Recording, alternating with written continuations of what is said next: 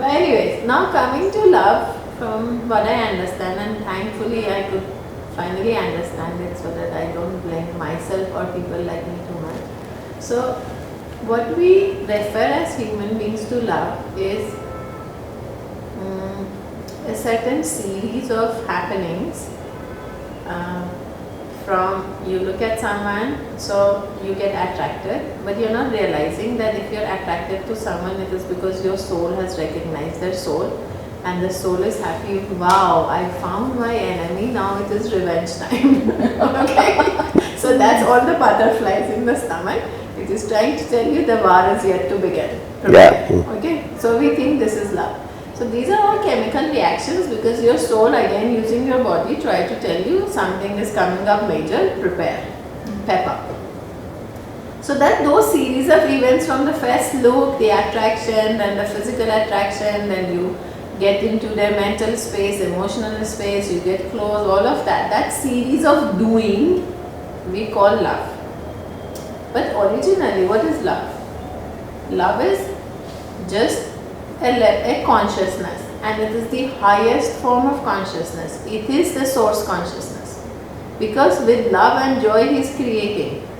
That is why the act of sex and the act of orgasm, we say, is the closest to the highest form of you being in union with the universe. Why? Because you are co-creating with the universe. A baby only comes when you reach that level of ecstasy, and where you forget anything else. You don't even remember the body now. It is just some explosion happening and you don't know what. That is exactly how the creator is creating. From an absolute space of joy. It's not pleasure. Pleasure is your mind trying to tell you this is a pleasurable act and I want to be addicted to it and I want to repeat it. Right? But at the soul level, it is about, this is the space in which you become so expansive. Now you can hold another life within you, right? So that is space, and that kind of expansion and that kind of a glory and grace from which you want to create, that energy space, that consciousness is called love. Now to be able to experience that love for another human being, you need to do what? You need to let go of all these chemical reactions.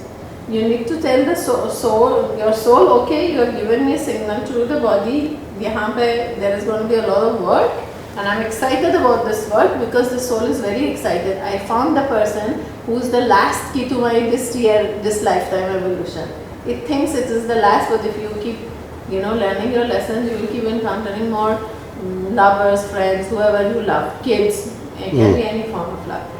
So now, it is that level of consciousness, but from where it comes? It comes from acceptance. The only form of love is acceptance, not of the person, but your entirety of being. That is love.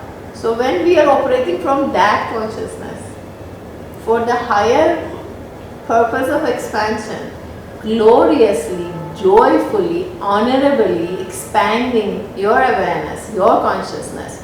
Why? So that you can come to this space of purity, which is the opposite of what we have created in the physical reality, where the source thinks, now you are worthy of co-creating with me, not only a life, but another soul, another being. That is called love. I don't see it anywhere, and I can't relate to this chemical reaction. Yes, it feels good. You go up, down. You like the person, you miss the person, you feel good with the person, survival, whatever. But none of this love is coming and making you really thrive.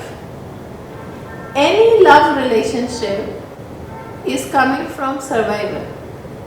I love so and so because in the presence of so and so, I am a better version of me. I am seeing a version of me I could not see in presence of Lekha.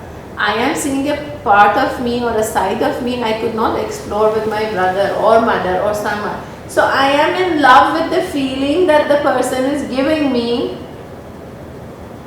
for me to recognize there is more to me than I know, and this person only can bring this part out. That is what I love. Is that love? That's not love. That's selfishness. So we have reduced love as a kind of a transaction. Yeah, it is a transaction. It is the biggest fallacy. The love that as we understand it, and the love we read in fictions, and the love we experience and all these movies and all of that, it is just a propaganda selling you something you are not. It is telling you pleasure can replace your oneness with the source. It is telling you that the pleasure and repetition of pleasure will cause you to feel better about yourself. It is telling you if this is not there, you are of good for nothing. It is just reducing us to nothingness. This is not love. What love is I come to a space of purity because I am so non-biased. I am so empty. I am so present with either this person or with my profession or with her presence or with the flower or in the park, that I am now in a space of co-creation for the sake of co-creating with the source. I am honoring the call of the source to co-create. Now it can be co-creating a painting or a baby or a relationship or a financial hub. It doesn't matter what it is. That is love. What all this, chemistry creating stupidity in us and people getting into alcohol and drugs and all of that just to have more excitement and dopamine rush or hitting the testosterone to the roof. That's not love. That's biochemistry making havoc in your system. Right? So when I talk about love, it is not an act. It is not even a feeling. It is a state of consciousness.